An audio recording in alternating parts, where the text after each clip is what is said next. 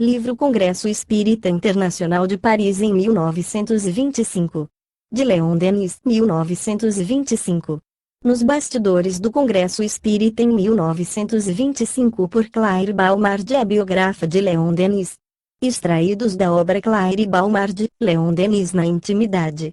1925, o Congresso de Paris.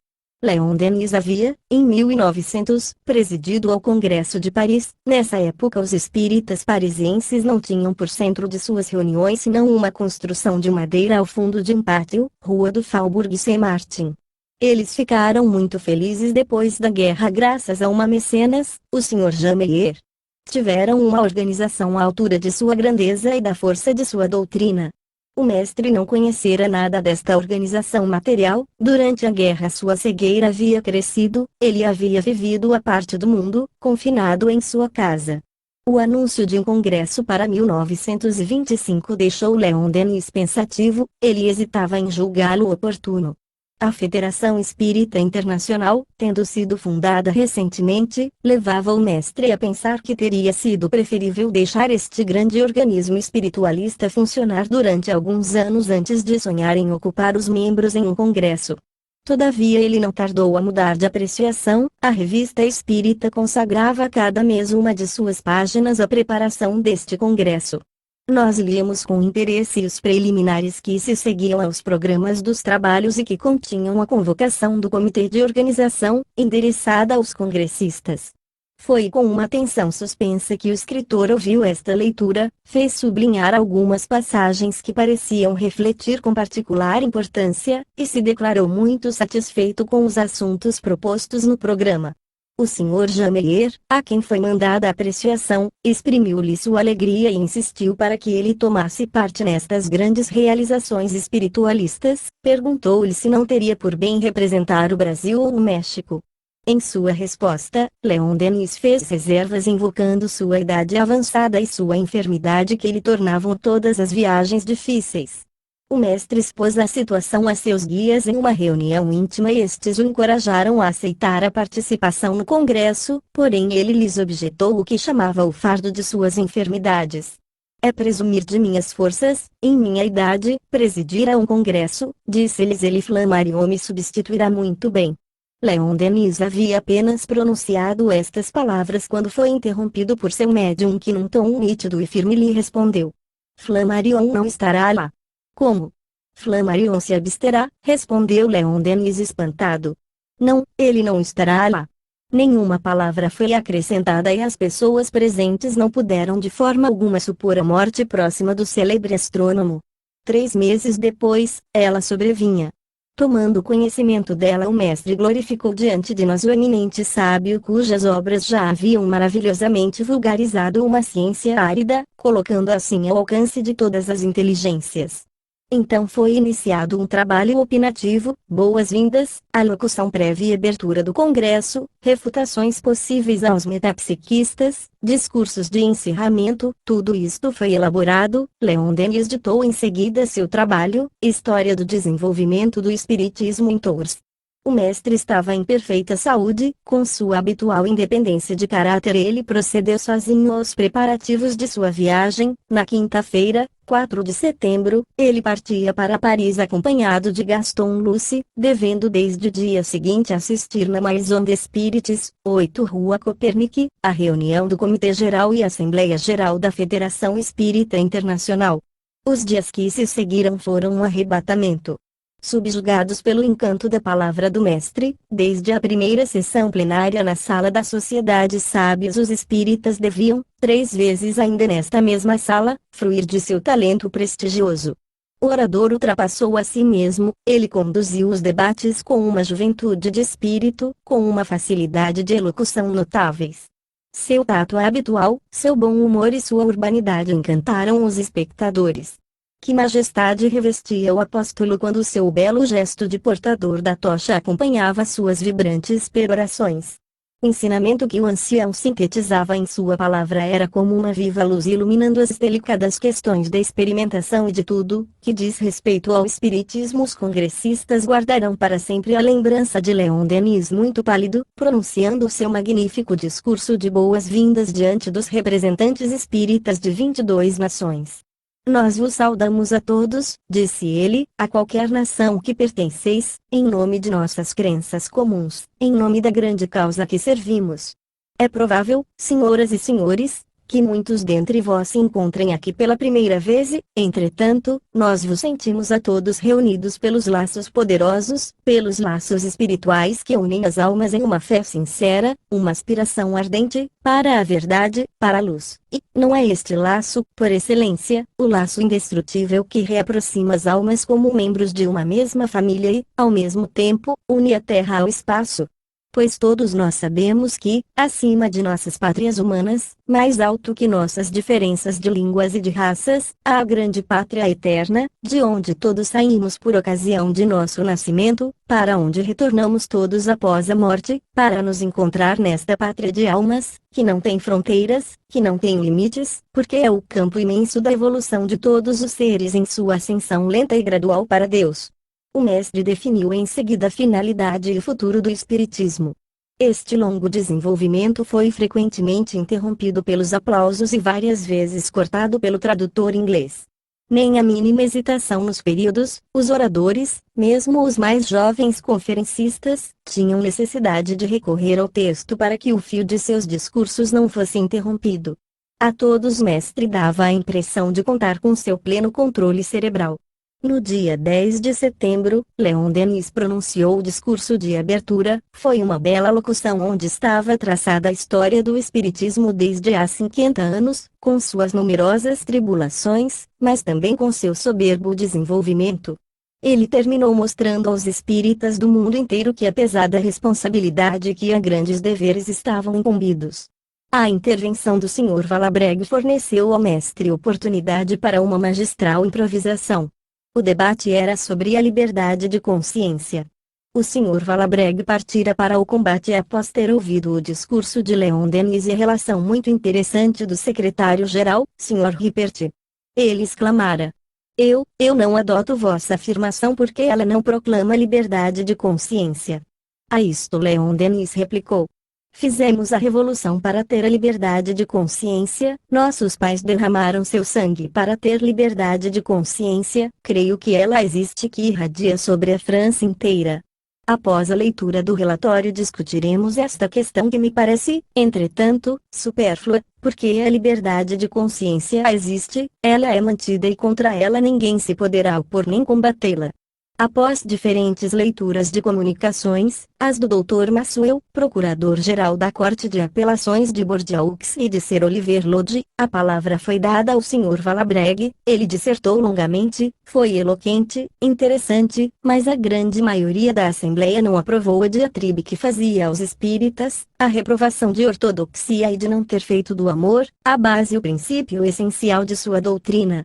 Não tirávamos os olhos do mestre que, um pouco curvado sobre a mesa, ouvia atentamente seu contraditor, parecendo contrair-se sobre si mesmo como um lutador que prepara suas forças antes de medir-se com seu adversário.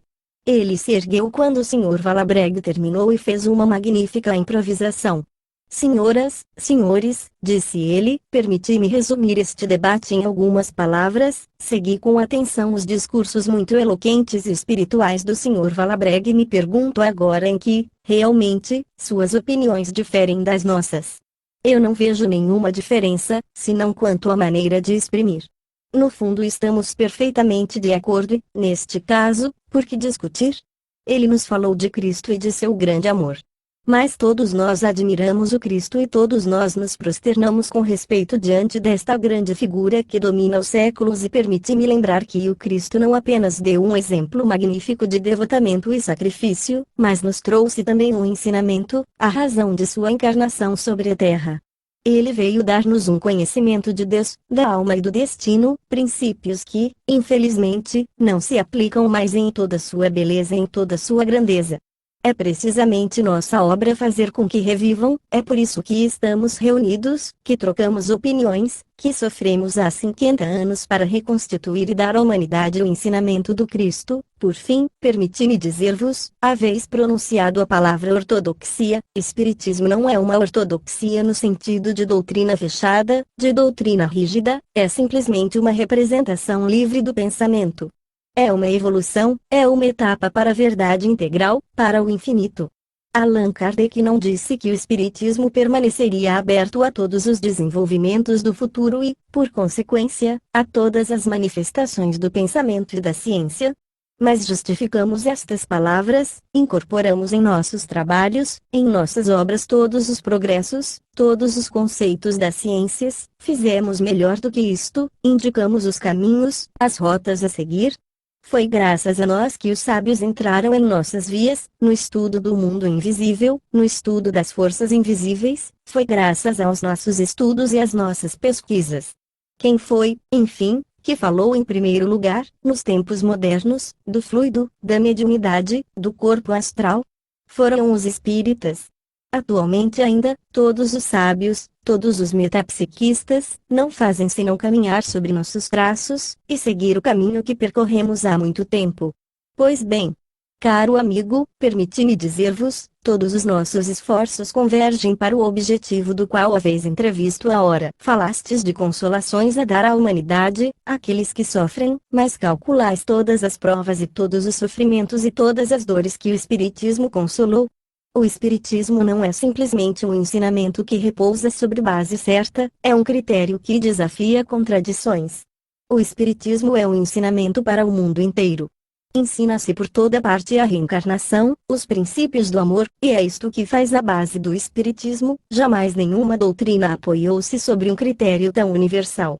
Esse sentimento de amor de que falais é a própria base do ensinamento espírita, como do ensinamento cristão. Ele não é escola, doutrina, ensinamento, qualquer que seja a sua forma e que não tenha seus princípios. Nós temos princípios que ultrapassam os outros neste sentido de que eles nos vêm do alto, de todos os pontos da Terra e que concordam entre si nos pontos essenciais. Nesta reunião, em que todas as nações estão representadas, os anglo-saxões parecem se diferenciar de nós em certos pontos, mas a fusão que se opera, tendes a confirmação em obras, em telegramas e em manifestações do pensamento, demonstra que uma ideia, imensa, bela, sublime, se ergue acima das contingências e faz irradiar seu poder e sua bondade sobre o mundo. Estamos todos de acordo, diferimos em termos e expressões, e se o Sr. Valabreg quiser refletir, verá que estamos todos unidos em um mesmo sentimento de fraternidade e de união e que marchamos todos no mesmo passo para horizontes melhores, para dias mais belos para a humanidade. Na sessão de 11 de setembro, o Sr. Viguier permitiu igualmente ao mestre fazer uma bela interpretação, fazendo notar que os espíritas, tendo, na exposição de sua doutrina, o princípio da crença em Deus, só fazem adeptos entre os materialistas. Sou do parecer, acrescentou ele, que nossa filosofia não tem nenhuma relação com a crença, o que importa, sobretudo, é interessar as massas no espiritismo. Estimo que os princípios de nossa filosofia não devem trazer nem negação nem afirmação concernentemente à divindade, esta do domínio da fé, e é preciso conceder, a este respeito, a cada um de nossos aderentes, a liberdade de crença mais extensa. Leon Denis lhe respondeu. Vemos a questão de Deus de um ponto de vista exclusivamente necessário às nossas manifestações. Há, na França, duas escolas psíquicas. Gostaria de oferecer detalhes quanto à maneira de proceder das duas escolas. Há os kardecistas e os metapsiquistas. Os kardecistas creem na existência dos espíritos, dos quais dão provas múltiplas, infalíveis e sempre mais numerosas. Por experimentação sabem que acima do mundo dos espíritos existe um foco superior, não lhe dou o nome, um foco de onde emanam e se difundem, ao infinito, correntes de forças, e é esse foco eterno que une todos os seres, que os grandes espíritos retiram as forças necessárias para se manifestar e produzir fenômenos convincentes, em uma solidariedade estreita, em virtude de leis universais. É esta força protetora que dirige nossas sessões experimentais.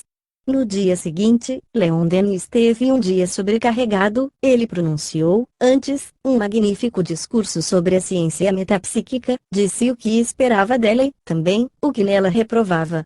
Depois teve de se encarregar ainda do discurso de encerramento que lhe valeu uma grande ovação. Vamos nos separar e talvez não nos tornemos a ver neste mundo, porém nos reveremos certamente no outro e nele trabalharemos ainda para servir a causa da verdade e difundir, cada vez que possamos, os raios de sol levante que se chama Espiritismo.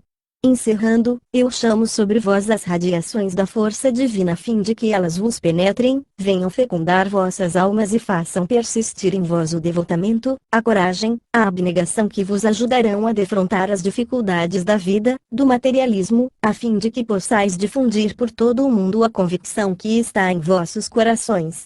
Os representantes estrangeiros, tanto quanto os da França, guardaram destes poucos dias passados em intimidade com o Mestre, sob a irradiação de seu pensamento, seu ensinamento, uma impressão inesquecível. Todos, sem exceção, sentiram que a doutrina que amam tinha em Leon Denis um líder venerável que, por sua grande fé e sua eloquência persuasiva e a lucidez de suas vistas, era um digno continuador de Allan Kardec. O congresso teve um lado ilustrativo pela conferência, com projeções de Sir Conan Doyle. Milhares de parisienses lotaram desde cedo as salas da Sociedade Sábia, depois a Sala Lagrange, onde foi feita uma segunda conferência. Estima-se que milhares de pessoas não puderam entrar neste imenso local que conteria facilmente 5.000 pessoas. A imprensa se maravilhou com este sucesso e não dissimulou seu espanto de que Paris contasse com um número tão grande de pessoas interessadas no espiritismo. Ela conveio que, se Sir Conan Doyle se tivesse decidido a pronunciar uma terceira conferência na Sala do Trocadeiro, esta sala imensa teria sido muito pequena para conter os auditores do famoso pioneiro inglês. Leon Denis se rejubilava muito com este ocorrido da massa em torno de Sir Arthur Conan Doyle. O congresso absorveu exclusivamente o mestre. Quando ele não estava na Rua Copernic, ou na sala da Sociedade Sábia, ele meditava em seu quarto. Contrariamente ao congresso de 1900, em que havia recebido muitas pessoas, desejava viver ignorado e escondia seu endereço aos seus amigos mais íntimos. Não foi senão no fim de sua permanência em Paris que um jornalista pôde despistá-lo e obter dele uma entrevista. O Sr. Skier de La Liberté relatava no dia seguinte, nestes termos, a conversa que havia tido com o mestre a respeito do espiritualismo moderno. No momento em que o Congresso Espírita acaba de encerrar seus trabalhos, parece-nos interessante recolher da própria boca de seu presidente, o Sr. Leon Denis, as conclusões a que chegou esta Assembleia Internacional. Sabe-se que o Sr. Denis, grande apóstolo do Espiritismo e sucessor de Allan Kardec, escreveu numerosas obras sobre as ciências metapsíquicas e das quais a mais notável, Depois da Morte, é um livro de alta filosofia, tratando da sobrevivência e de tudo a quanto a ela se relaciona. O eminente espírita pôde nos receber esta manhã. É um ancião de 80 anos, quase cego, a barba de neve que lembra, fisicamente, o Moisés de Miguel Ângelo e também Tolstói. Infinitamente cortês, prestou-se às nossas perguntas e seu tom, de começo familiar, elevou-se logo até a eloquência mais apaixonada e mais persuasiva. Está satisfeito, mestre, com o resultado do congresso? Perguntamos. Encantado. Seus resultados serão consideráveis. É uma nova vitória para o espiritismo kardecista. Está longe o tempo em que se respondia às afirmações dos espíritas com sarcasmos. A atenção pública voltou-se para o seu lado. A discussão, a controvérsia cortês substituíram a difamação. Contestava-se a realidade dos fenômenos, que os metapsiquistas fizeram, por experiências de laboratório, a demonstração de que eles existem. As afirmações de um William Barrett, um Oliver Lodge, um Charles Richet, vinham depois das de William Crookes e não se contestam. Muitos sábios reclamam ainda outras provas. Eles duvidam, essas provas, eles as obterão, se quiserem estudar as forças desconhecidas, com a boa vontade necessária, tendo em conta que eles não estão mais em presença de forças mecânicas, mas de forças inteligentes. O Espiritismo prova a existência de um mundo invisível, bem mais complexo ainda que o mundo material. Ele prova também a imortalidade da alma humana e da consciência individual e, enfim, a evolução da alma através das vidas sucessivas que as levam para o conhecimento e para a perfeição. Esta teoria é a de Pitágoras? Sim, e de Jesus, pois ele ensinou a pluralidade das vidas em sua conversa com Nicodemos e, também, quando disse que João Batista era a reencarnação de Elias. Porém isto é contrário ao dogma católico. Certamente. A Igreja, que visava antes de tudo impor seu jugo, transformou a ideia de Cristo e ensinou a doutrina de uma vida única com a ameaça do inferno, a fim de pôr nas mãos dos sacerdotes um potente meio de dominação política. É verdade que sonhais ver o ensino do Espiritismo nas escolas? Eu sonho ver ensinar às crianças a doutrina da sobrevivência, para substituir o catecismo com um horizonte mais largo e dar-lhes uma moral elevada. Mas vai muito longe e daí não nos ocorre mostrar-lhes fantasmas, nem ectoplasmas, nem fenômenos perturbadores, que não podem ser controlados senão pelos pesquisadores ponderados e prudentes, pois nestas experiências podem se miscuir maus e perigosos espíritos. Aqueles que levantam o véu do mistério devem ser capazes de separar o que é útil para o bem da humanidade. Na fronte de nosso interlocutor parecia irradiar a auréola dos apóstolos. Nós o deixamos profundamente perturbado. C.H. Esquier.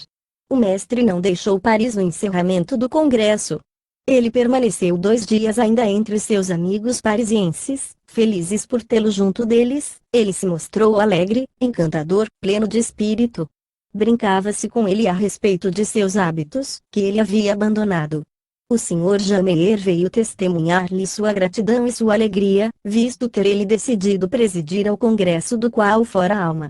Leon Denis, muito emocionado, prestou homenagem ao Sr. Meyer e seus preciosos colaboradores, assegurando o sucesso do congresso com uma preparação metódica e cuidadosa. No dia 15 de setembro, Leon Denis voltava a Tours. Nós o vimos no dia seguinte como antes de sua partida, ficamos surpreendidos com sua grande calma. Ele retomou logo em seguida sua vida e ninguém poderia supor que um acontecimento de importância capital havia conturbado sua vida durante 10 dias. O maravilhoso equilíbrio dos sábios, que as vaidades do mundo não perturbam e a quem só cativa a vida do espírito. Este congresso teve uma profunda repercussão na imprensa. Um repórter foi sucessivamente interrogar o cardeal Dubois e o pastor Roberti. A Igreja Católica é consciente do estado do espírito moderno, e seus oradores não temiam falar acerca da inquietude humana. O cardeal, muito informado dos trabalhos do Congresso Espírita, naturalmente defendia que só o Evangelho pode responder às 2 questões que, em todos os tempos, foram propostas aos homens: que somos? Para onde vamos?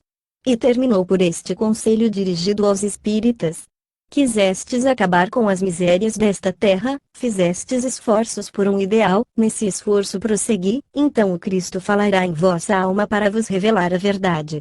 O pastor Roberti, um dos ministros mais eminentes do protestantismo, presidente do consistório da Igreja Reformada, tão advertido quanto o cardeal Dubois quanto ao Espiritismo, fez esta declaração: o Espiritismo é uma ciência que é louvável estudar. O que eu reprovo aos espíritas é de miscuir o sentimento religioso às suas práticas.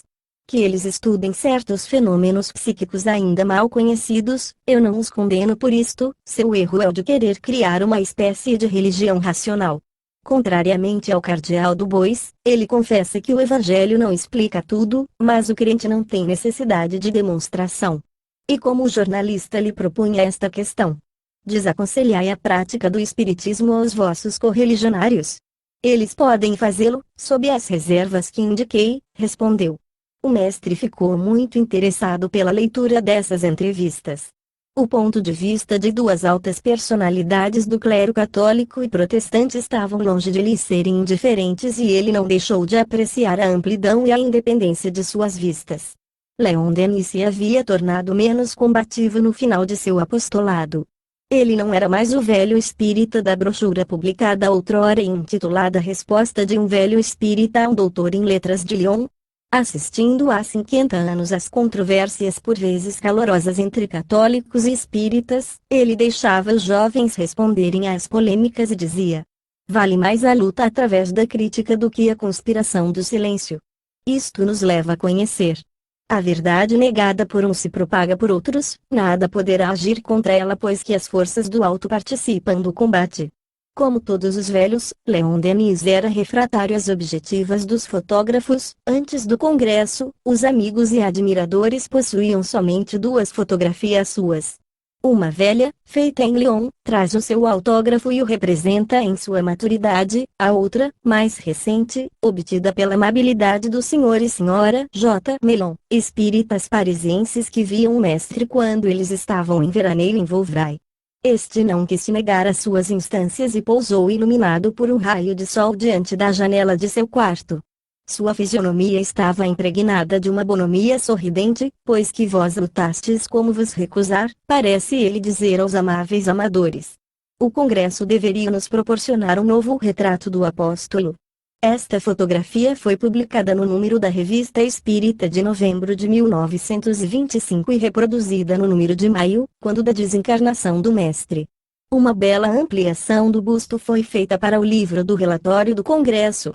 A cabeça enérgica, tem qualquer coisa de escultural, e admirando a bela fronte do pensador deplora-se que Leon Denis não tenha cedido ao desejo de um escultor parisiense, o Sr. Henri Boillon, que, em uma carta muito amável, datada de 2 de dezembro de 1909, propunha-lhe modelar os traços em cera. Ele se exprimia nestes termos. Eu desejo muito materializar em um busto o rosto que é o frágil envoltório de um puro e alto espírito, mas eu não ousaria vos pedir esta honra se vós não me desseis a coragem fazendo-me uma muito agradável surpresa pela remessa de vosso Jeanne d'Arc Medium. Fim do livro Congresso Espírita Internacional de Paris em 1925. De Leon Denis, 1925. Caro amigo, se você gostou deste livro e tem oportunidade de adquiri-lo, faça-o, pois os direitos autorais são doados a instituições de caridade. Muita paz.